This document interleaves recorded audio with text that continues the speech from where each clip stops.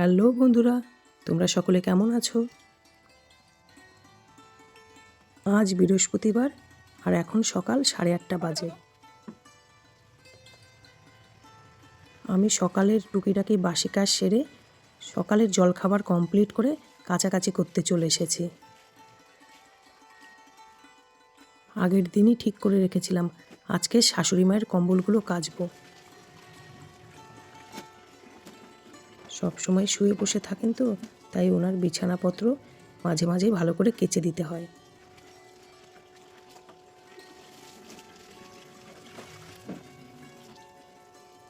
এমনিতেই শীতকালে তেমন একটা রোদের তেজ থাকে না, তাই জন্য আরও সকাল সকাল কম্বলগুলো কেচে ছাদে মেলে দেব। নিচে কুয়ো পাড়ে পাতলা কাপড় শুকিয়ে যায়, কিন্তু মোটা কাপড় চোপড় একদম শুকোতে চায় না। একটু কষ্ট করে যদি ছাদে নিয়ে গিয়ে মেলে দিই, তাহলে শুকিয়ে যাবে কম্বল দুটো। এই অসুবিধাটা শুধু শীতকালেই, গরমকালে কোনো অসুবিধা হয় না। গরমকালে এই কুয়ো পাড়েই সব জামা কাপড় শুকিয়ে যায়। তখন এমনিতেই রোদের তেজ বেশি থাকে, তার উপর এই এলাকায় তাপটা একটু বেশিই হয়। অনেক কটা দিন হলো পাপোশগুলো কাচা হয় না। সেই মেয়ের বিয়ের 1 সপ্তাহ আগে কেচেছিলাম। 1 মাসের উপর হয়ে গেল, পাপোশগুলো সব নোংরা হয়ে গেছে। আজ অর্ধেকগুলো পাপোশ কাচবো, আবার কালকে বাদবাকিটা কেচে দেব। কারণ একদিনে সব কাচলে যদি আবার না শুকায়।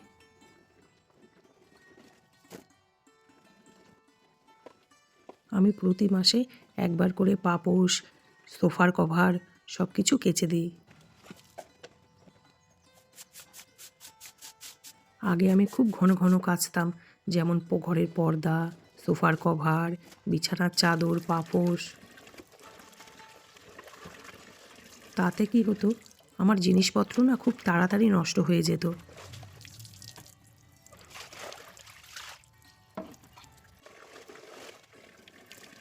তারপর যত দিন গড়িয়েছে জিনিসপত্রের যত্ন নিতে শিখেছি, সব কাজ গুছিয়ে করতে শিখেছি। শিখেছি কিভাবে কম ইনকামেও সংসারকে সুন্দরভাবে গুছিয়ে রাখা যায়। নিজেদের সামর্থ্যর মধ্যে সুন্দর করে বাঁচা যায়।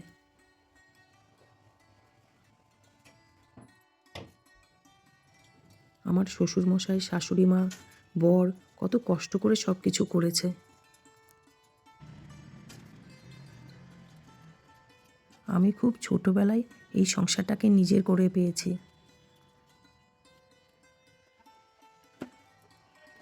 সংসারের কোনো কিছু আমার অযত্নে নষ্ট হবে, আমি সেটা ভাবতেও পারি না।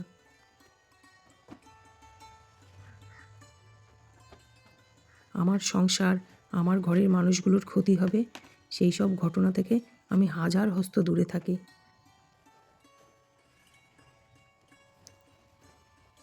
এক কথায় বলতে পারি, সংসারটা আমার প্রাণ।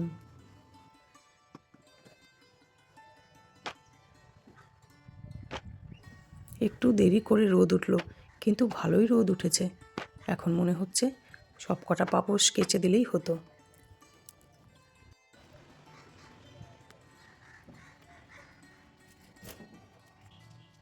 অনেকগুলো দিন গাছে কোনো সার দেওয়া হয় না। আগে থেকে এনে রাখা অল্প কটা সর্ষের খোল আছে, সেই কটাই ভিজিয়ে দিই।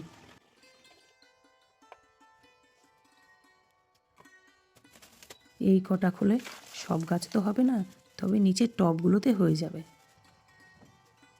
আগে গোয়ালাপাড়া থেকে ছোট ছোট ছেলেমেয়েরা আসতো গোবর সার বিক্রি করতে। জানি না এখন কেন আসে না। ওরা যখনই গোবর সার বিক্রি করতে আসতো, আমি 3-4 বস্তা করে রেখে দিতাম, আর তারপর সময় মতো সব গাছের গোড়ায় দিয়ে দিতাম। সকালের সব কাজ সেরে আমি একটু বাজারে এসেছি। লক্ষ্মী পুজোর পান কলা মিষ্টি নেব, আর পাশেই সর্ষের খোলের দোকানটা খোলা আছে, সেখান থেকে একটু সর্ষের খোলও নিয়ে নেব। বাড়িতে যেটুকু সর্ষের খোল ভিজিয়েছি আগে সেগুলো গাছে দিয়ে নেব, তারপর আবার এগুলো ভেজাবো।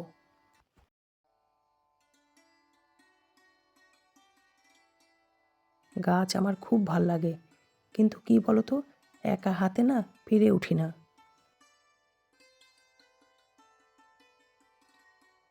বর মেয়ে সবসময় খুব বকাবকি করে যে এমনিতেই তুমি কাজ নিয়ে পারো না, তার উপর সবসময় গাছ গাছ করো।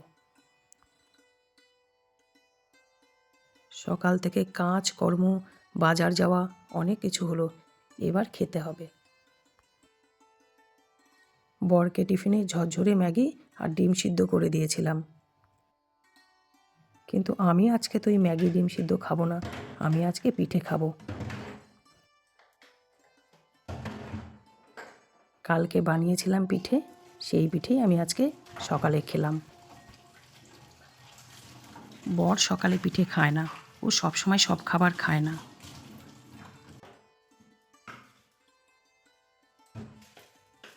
আর খেলেও খুব কম পরিমাণে খায়, খুব মেপে খাবার খায়।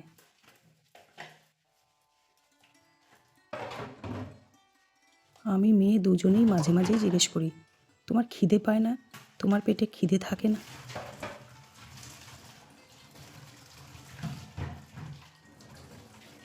কম খাবার খেয়ে মানুষ যে কী করে থাকে কে জানে। কত মানুষ তো আবার ডায়েটিংয়ের জন্যও কম খায়।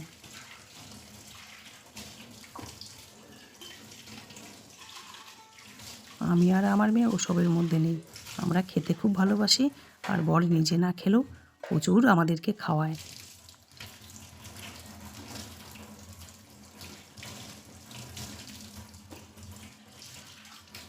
এদিকে দেখো, আমার রান্নাঘরে যেটুকু কাজ বাকি ছিল সেটুকুও হয়ে গেল করা।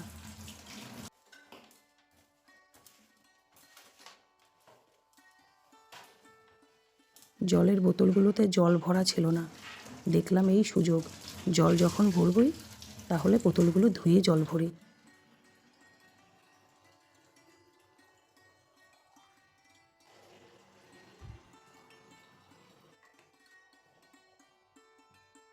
তেলের জার দুটোও নোংরা হয়েছিল, অল্প অল্প তেল ছিল, সেগুলো বাটিতে ঢেলে তেলের জার দুটোও ভালো করে ধুয়ে দিলাম। জল ঝরে গেলে নতুন প্যাকেটের তেল ভরে রাখবো। আর যে তেলটুকু বাটিতে ঢেলে রেখেছি ওটা দিয়ে আমার দুপুরে রান্না হয়ে যাবে। এখন বিকেল 4টে বাজে। আমি স্নান করে পুজো করে রান্না করে খাওয়া দাওয়া করে তারপর ছাদে এসেছি।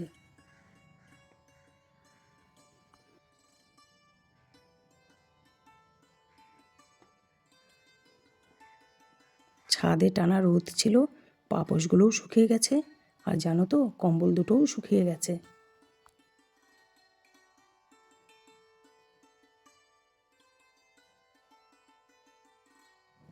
এটা ঠিক, একটু কষ্ট করে যদি ছাদে ভেজা জিনিসগুলো মেলে দেওয়া যায় তাহলে সব কিছু খুব সুন্দর শুকিয়ে যায়, বিশেষ করে এই শীতকালটায়।